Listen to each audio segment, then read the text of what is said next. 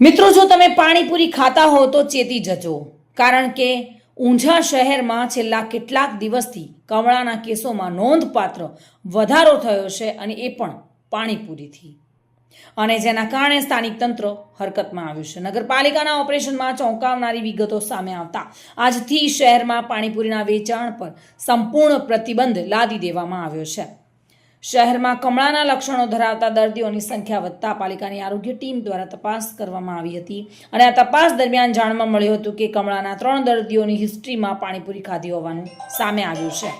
આ માહિતીના આધારે ઊંઝા પાલિકા દ્વારા પાણીપુરી બનાવતા એકમો અને તેના ઉત્પાદન સ્થળ પર આકસ્મિક રેડ કરવામાં આવી હતી. જોકે ગંદકી અને અખાદ્ય સામગ્રીનો જથ્થો પણ ઝડપાયો હતો. તંત્રના દરોડા દરમિયાન પાણીપુરી બનાવતા ઇસમોને ત્યાં અત્યંત બિન આરોગ્યપ્રદ દ્રશ્યો જોવા મળ્યા હતા.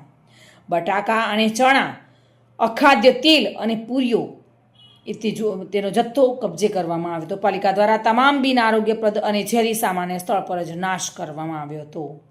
જોકે નાગરિકોના સ્વાસ્થ્યને ધ્યાનમાં રાખીને ઊંઝા પાલિકાએ આજથી જ શહેરની તમામ લારીઓ અને દુકાનો પર પાણીપુરીના વેચાણ પર પ્રતિબંધ મૂકી દીધો છે. જ્યાં સુધી સ્થિતિ નિયંત્રણમાં ન આવે ત્યાં સુધી આદેશ અમલમાં રહેશે.